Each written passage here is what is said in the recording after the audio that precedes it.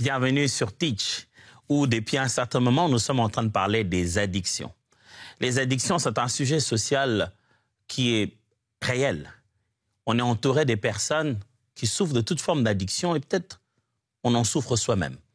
Et quand on entre dans le milieu ecclésiastique, on n'aime pas utiliser le mot addiction, on utilise d'autres formes de termes. Parce qu'on prend plus tendance à regarder cela sur un angle de vue essentiellement spirituel.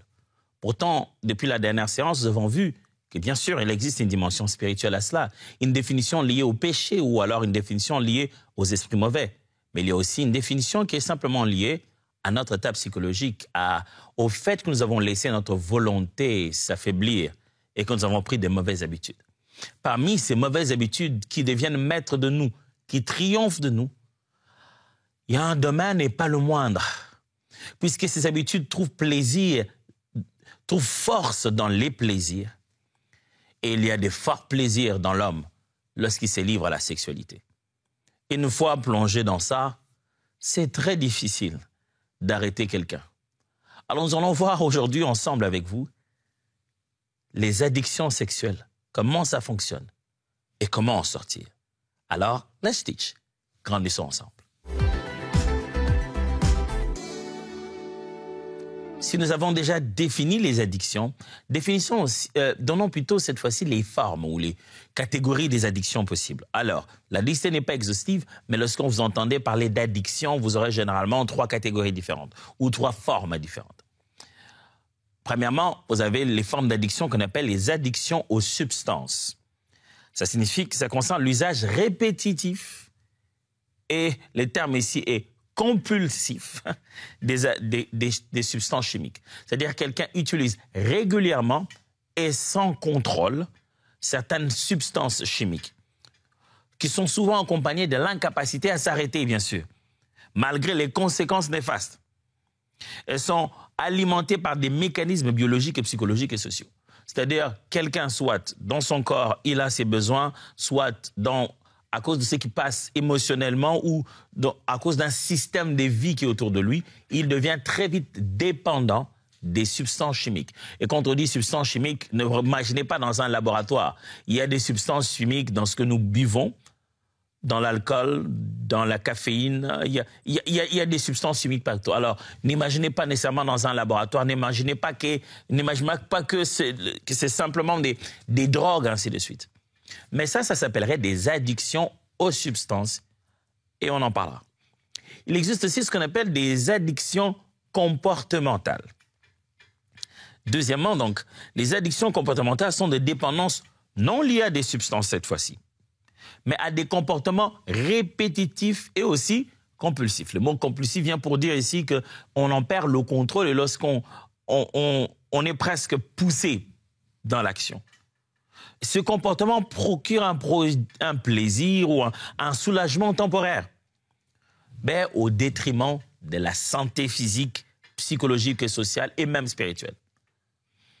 Ces comportements deviennent prioritaires dans la vie d'un individu malgré leurs conséquences négatives et sont difficiles à arrêter. Ce qu'on appelle des addictions comportementales, c'est juste lorsque le comportement de quelqu'un devient esclave l'être humain devient esclave d'un comportement qu'il fait de façon répétitive et c'est là malgré le mal que ça cause dans sa vie personnelle et autour de lui et il a fait de ce comportement un comportement prioritaire. Ça devient prioritaire dans sa vie en tant qu'individu. Mais il y a aussi ce qu'on appelle des addictions relationnelles.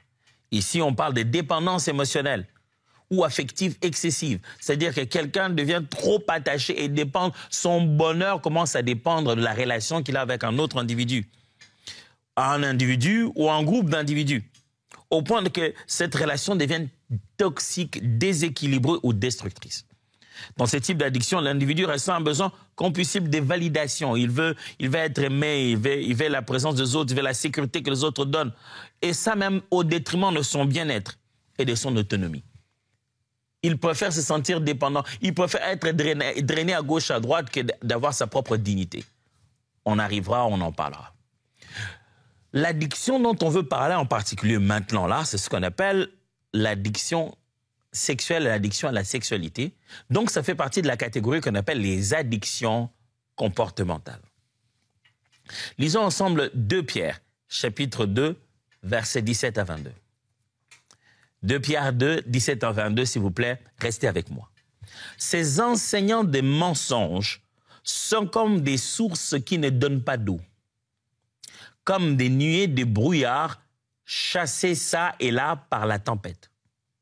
Dieu leur a réservé une place dans la profondeur des ténèbres, avec leurs beaux discours pompeux, mais creux. Ils allègent ceux qui viennent à peine d'échapper du milieu des hommes qui passent leur vie dans l'erreur. Ils se servent des plaisirs sensuels et de l'attrait de la jouissance comme appât pour les séduire. Ils leur promettent liberté, alors qu'ils sont eux-mêmes esclaves des passions qui les mènent à la ruine, car chacun est esclave de ce qui a triomphé de lui. Un jour, ils ont échappé au monde et à son influence corruptrice en reconnaissant Jésus-Christ comme leur Seigneur et Sauveur. Ils retombent de nouveau sous son emprise et se laissent asservir par ses vices. Leur dernière condition est pire que la première. Il aurait mieux valu pour eux ne pas connaître le chemin d'une vie juste plutôt que de s'en retourner après l'avoir connu et d'abandonner le saint commandement qui leur avait été transmis. Il confirme hélas la vérité de ces vieux proverbes. Les chiens retournent à ce qu'il a vomi, et la truie, à peine lavée, se vautre de nouveau dans la boue. Les images sont fortes. Pierre est en train de décrire un genre d'enseignants et de faux enseignants qui entrent dans le milieu des enfants de Dieu.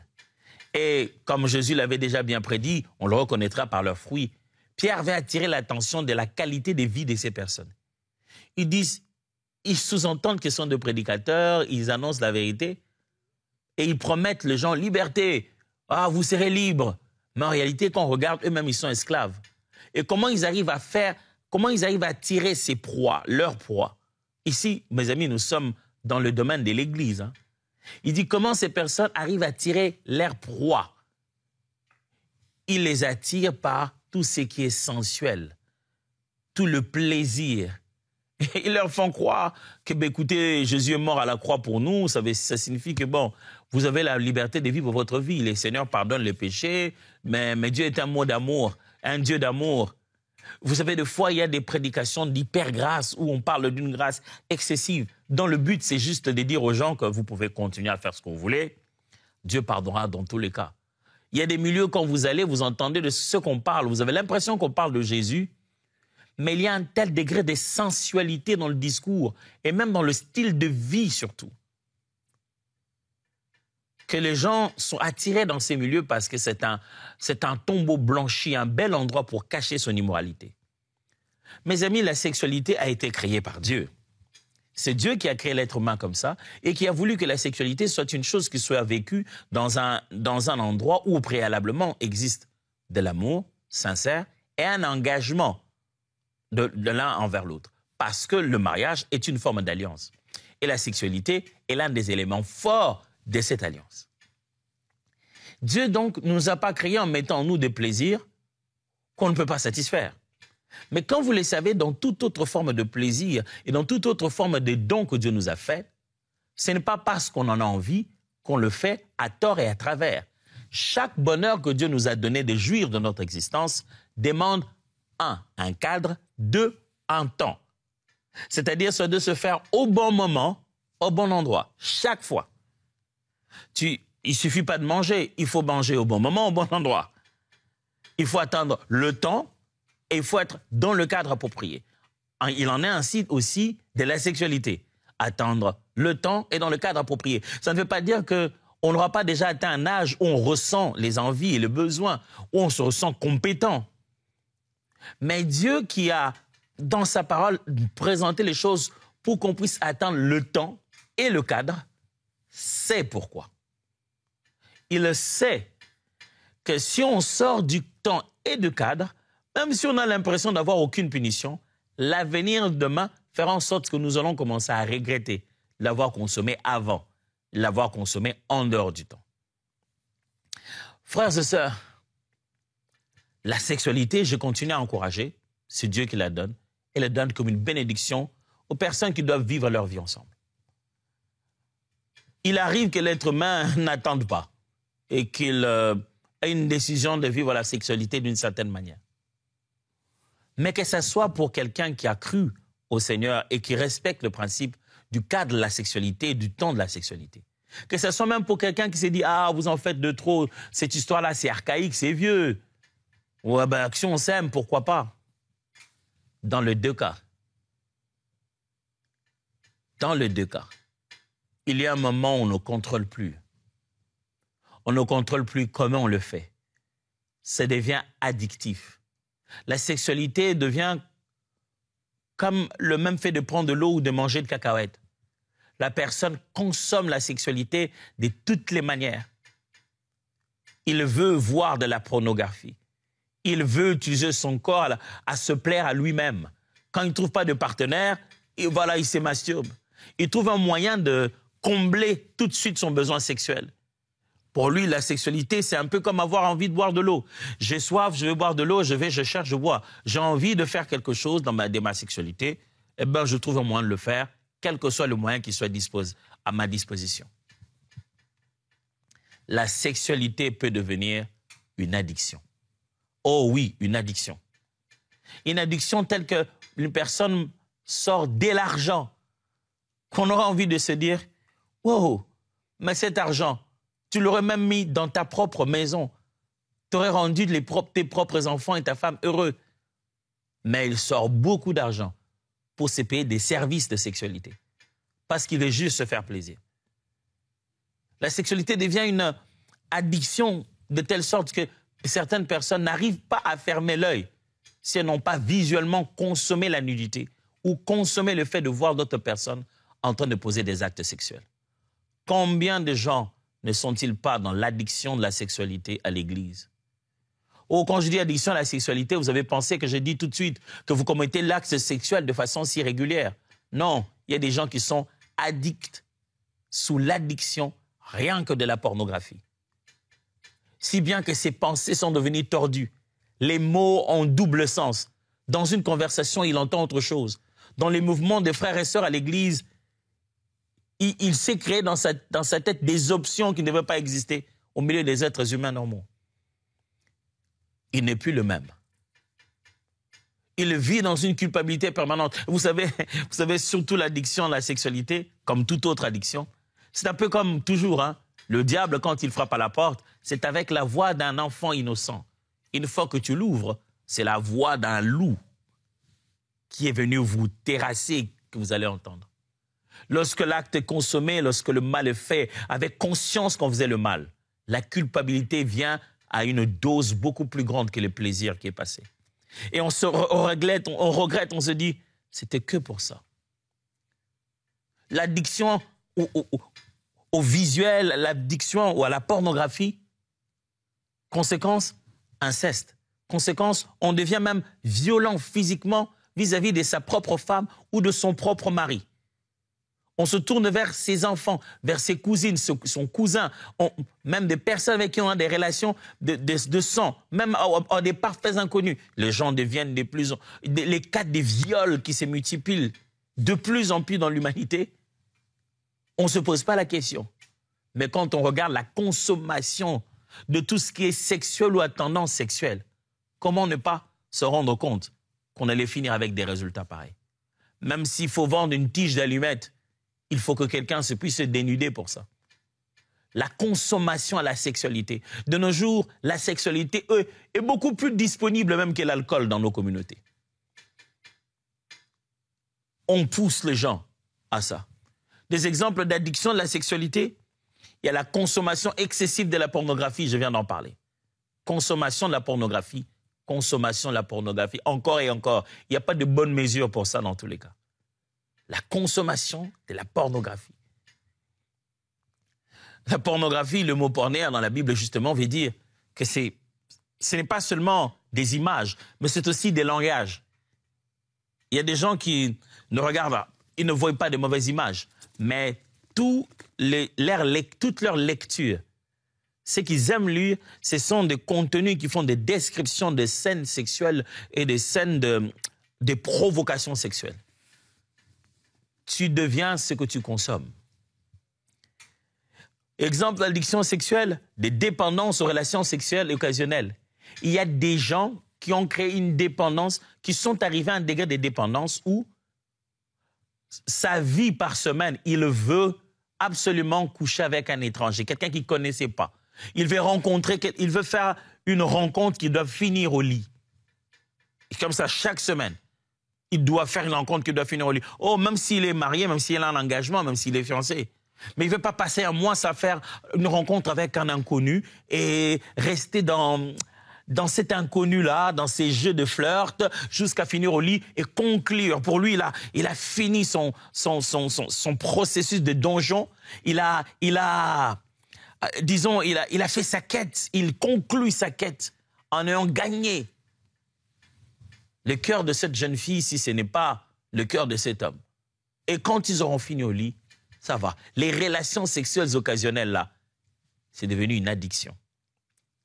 Notre forme d'addiction, eh bien, la masturbation compulsive. Combien ça ne détruit pas la vie des gens. Conséquence naturelle de ce qu'on entend, de ce que l'on voit. Et même dans le milieu scientifique, vous verrez, même pas, n'allons pas dans le milieu scientifique. Sont juste des êtres humains normaux. Disons-nous ceci, que quelle que soit la chose, lorsqu'on commence à le faire régulièrement, quand on arrive à un degré d'essai, ça nuit. Je ne veux pas débattre pour savoir c'est bon ou c'est pas bon. Disons-nous seulement que tout excès nuit. Disons seulement ça. Ça, c'est déjà un bon point de départ pour ne pas se dire que les chrétiens sont trop extrémistes sur certains sujets. Si ce n'est pas une addiction maintenant, je te défie d'arrêter. Arrête. Arrête si c'est encore toi qui as le pouvoir. Arrête si c'est toujours toi qui détiens la télécommande pour appuyer dessus. Arrête si tu le peux.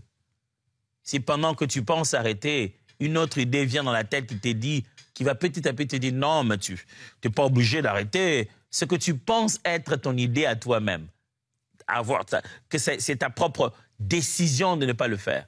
Ou non, ce que tu entends là-bas, ce n'est plus la voix d'un dirigeant, c'est la voix d'un esclave. Tu ne sais plus arrêter. Ça a pris pouvoir sur toi. Autre exemple d'addiction sexuelle, la recherche obsessionnelle de l'érotisme.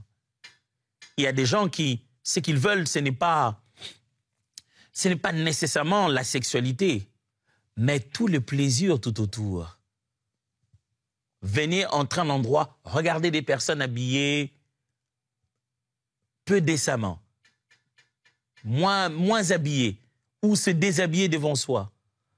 Regarder à distance des choses, toucher des personnes de façon, des manières qui disent à double sens.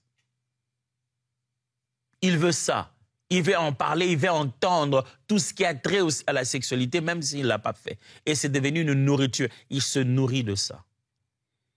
Enfin, d'autres types d'exemples d'addiction sexuelle, bien sûr, toutes sortes d'infidélités et des relations extra-conjugales. Il y a des gens dont la grande vie, la grande activité sexuelle de leur vie ne se vit pas dans leur foyer. Ça se vit à l'extérieur. C'est-à-dire qu'ils se marient pour tromper. Donc pour lui, pour bien vivre sa sexualité, il doit commencer par s'engager avec quelqu'un. Et cette personne devient comme la personne de base. Comme ça, en commençant à le tromper, c'est là qu'il se sent heureux. Il se sent bien à faire ces petites tromperies, à avoir des petites relations. Et quand il revient à la maison, il y en a une autre qui se bat en disant « Non, mais je ne te trouve pas normal. » Et ça, c'est ce que lui, il aime. Ou c'est ce qu'elle aime. Il veut s'engager d'abord avec un engagement officiel. Et à partir de là, il veut faire des relations extra-conjugales répétées. Où en êtes-vous? Pasteur, je vais bien arrêter, mais je n'arrive pas. Où en êtes-vous?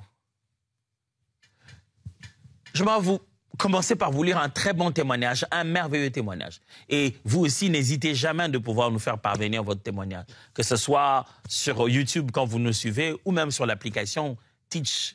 Vous pouvez toujours nous faire parvenir votre témoignage. Ici, je suis en train de lire les témoignages de nos bien-aimés à partir de Brazzaville Exaucé qui nous a parlé de sa délivrance sur la pornographie et la masturbation.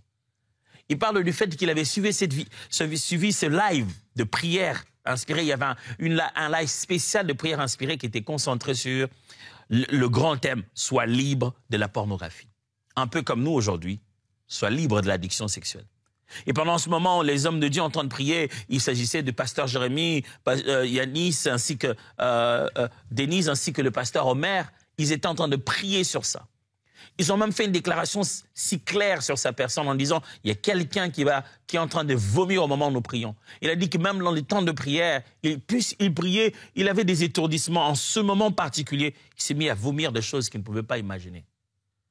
Il a dit que la nuit, il ne rêvait que de moments où il était en train de coucher avec des gens. Soit on le prenait de force, soit il s'est donné lui-même. Il savait que quand il avait des songes comme ça, le lendemain matin, c'était pire. Le jour qui allait le suivre, ça allait être que ça dans sa vie, pornographie et masturbation. Et les restes de temps, il se sentait mal.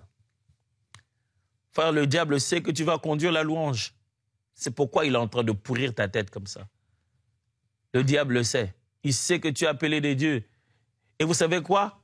C'est ce qui nous fait tromper. Parce que le diable te dit, bon, ok, écoute, maintenant comme tu as tellement vécu ça, va juste en retraite, va prier. Et le frère Exaucé a parlé de combien de fois il est allé dans des retraites, il a prié. Quand vous allez dans les retraites, mes amis, comme je l'ai dit, vous n'êtes pas en train de vaincre. Vous êtes juste en train de baisser un peu la chair. Et lorsque vous sortez de là, elle a tendance à réclamer. Souvenez-vous, le diable a attendu après que Jésus ait jeûné 40 jours, 40 nuits pour venir le tenter. Le frère Exaucé a dit, ce jour-là, quand on a prié, il a reçu sa délivrance. Et depuis, il est complètement libre. Là, il témoigne, ça fait plus de 9 mois passés. Oh, pour que vous ne puissiez pas vous dire, c'est peut-être pour un jour ou deux. 9 mois passés, il est complètement libre. Il a dit 2 fois, il a des songes comme ça, et il se lève contre ça le matin, et c'est parti. Il est complètement libre. Vous pouvez être libre de l'addiction sexuelle. Mais vous devez reconnaître cela. Vous devez reconnaître que ça ne va pas. Vous devez reconnaître que vous avez besoin de l'aide. Comment être libre? Premièrement, confesser ses péchés à une personne. Frères et sœurs, ce n'est pas en vain que Dieu demande de confesser. La confession n'est pas une étape de la délivrance. Non, la confession est la délivrance. Ce n'est pas comme si vous êtes en train de remplir un formulaire avant de rencontrer un médecin. La confession, c'est pas ça. C'est pas comme si vous remplissez le formulaire et le médecin, c'est quelqu'un d'autre à voir. Non, non, non, non. La confession, comme vous en parlez, quand la Bible dit « confessez-vous les péchés les uns les autres », c'est la méthode divine pour cette délivrance. Quand vous confessez en toute sincérité, vous parlez de ce qu'il y a, vous faites perdre à l'ennemi sa force. C'est même un processus psychologique. Ce n'est pas en vain quand vous allez chez votre psychiatre ou chez n'importe quel psychothérapeute que vous consultez. Vous n'allez pas là-bas en lui disant « écoutez, imaginez ce qu'il y a comme problème avec moi et guérissez-moi ». Tous ceux qui doivent vous aider, que ce soit psychologue, psychothérapeute, que ce soit pasteur à l'église, il faudra parler clairement de ce qui ne va pas. Il faudra dire, le fait de libérer, de prononcer son mal, de le décrire, est déjà une délivrance en soi-même, déjà une libération en soi-même. Deuxièmement, entamer un processus de guérison émotionnelle. Très souvent, derrière des addictions sexuelles, il y a des blessures émotionnelles, des problèmes de confiance en soi, des problèmes d'image de soi. Soyez sincères avec vous-même. Posez-vous la question, pourquoi? Pourquoi? Il y a des gens qui ont été tellement bombardés dans leur tête qu'ils ont un manque de virulence, qu'ils sont tout le temps en quête de vouloir se dire, il faut que je prouve que je suis virulent, il faut que je prouve. Si tu ne vas pas bien, cherche la guérison. Troisièmement, fuir l'impudicité. Tu ne vas pas te sentir à l'aise dans ta vie sexuelle quand tu t'en vas embrasser l'impudicité. Le mot ici, le verbe, j'aimerais que vous puissiez bien le regarder, c'est fuir. Fuis, papa, fuis. Tu sais que c'est comme ça que tu te retrouves à la pornographie. Fuis toutes les circonstances qui viennent autour de ce que tu consommes en mal. Fuis ces amis-là, fuis ces endroits-là, fuis ces films-là, fuis de regarder ces films à ces heures-là. Tourne-toi, éteins, va ailleurs. Quatrièmement, cherche la délivrance. Parce que des fois, ce n'est ni émotionnel, ni psychologique, ni comportemental. Un esprit mauvais a commencé à prendre place en cet endroit. Le plaisir, tu ne l'as plus pour toi. Parce que quand on regarde même normalement un être humain normal, ne peut pas faire 4, 5, 6, ne peut pas passer autant de partenaires dans une semaine, même dans une journée, même dans un mois. Ce n'est pas possible. Ce n'est plus toi. On dirait que quelqu'un d'autre jouit de ta sexualité. Demande, cherche la délivrance. Vous savez quoi? Pourquoi aller chercher loin? Elle est là maintenant au nom de Jésus. Maintenant, si vous croyez, et si sincèrement vous arrêtez de donner des fausses raisons, vous arrêtez surtout de croire que vous êtes au contrôle et vous êtes sincère que vous avez perdu la bataille, que vous n'arrivez plus, ça gagne du terrain, vous êtes foutu, vous avez besoin d'aide. Ne regardez pas les titres qu'on vous appelle à l'église, ne regardez pas qui vous êtes, ce n'est pas une condamnation religieuse. Je ne vous enseigne pas pour vous condamner religieusement. Je vous dis une chose qui amène des gens à l'hôpital, qui fait que des gens sont enfermés dans les asiles. Ce sont des réalités. Chrétiens ou pas chrétiens, on peut se retrouver en plein milieu de cette prison. Mais il y a une solution. Quelqu'un est mort à la croix pour ça. Voulez-vous la solution? S'il y avait une pilule à avaler maintenant, est-ce que vous l'avalerez avec honte? Vous vous direz, je suis malade, j'ai besoin de l'avaler. S'il y avait des pilules que je donnais à tous ceux qui étaient conscients et tous ceux qui voulaient accepter librement leur maladie, n'allez-vous pas avaler ça? J'ai plus qu'une pilule. J'ai l'antidote. L'homme de Galilée, Christ de la croix, celui qui a fabriqué l'être humain, il sait là où toucher pour dépanner quand ça ne marche pas. Voulez-vous prier avec moi maintenant? Ok, prions. Au nom puissant de Jésus-Christ de Nazareth, je parle à cette sémence qui est en train de te bouffer de l'intérieur. Je parle à cette semence qui est en train de se nourrir de tes efforts et de ta force. Je parle à cette semence qui est en train de tuer ton potentiel et distraire ta destinée. Je parle à cette semence qui t'a mis à genoux, qui te fait sentir sale tout le jour. Oui, jeune homme, écoute-moi. Oui, jeune fille, écoute-moi. Oui, papa, oui, maman, écoute-moi. Je parle à cette chose qui est en train de se nourrir de toi, qui détruit ta famille, qui te rend infidèle. Je parle à cette chose que tu caches dans ton cœur comme un secret avec le diable, qui peut te dévoiler n'importe quand. Je parle à cette chose au nom puissant de Jésus-Christ. Sois libre de cette addiction. Sois libre de cet esprit qui est en train de te faire souffrir. Sois libre de cette addiction sexuelle. Sois libre de cet esprit d'impudicité dans ton corps. Sois libre de cet esclavage à la pornographie, à la masturbation. Sois libre de ces vidéos. Libre, je dis libre au nom de Jésus. Aujourd'hui, tu vas te mettre à les effacer. Tu vas te désabonner de ces choses-là. Aujourd'hui, au son de ma voix, sois libre de cela. Au nom de Jésus, l'Éternel va redonner la joie dans ton couple. Et il va te réapprendre à jouir de la femme de ta jeunesse, de l'homme de ta jeunesse. L'Éternel va te donner une continence parce que tu as accepté de t'humilier et de chercher de l'aide. Ouvre ton cœur. Et par-dessus tout, je te recommande, vois un homme de Dieu, vois un frère, quelqu'un de sérieux, de discret. Parle-lui, ouvre ta bouche, dis-lui ce qui se passe. Et ça sera un grand témoignage que le Seigneur a tout changé. Au nom puissant de Jésus. Amen. Que Dieu vous bénisse.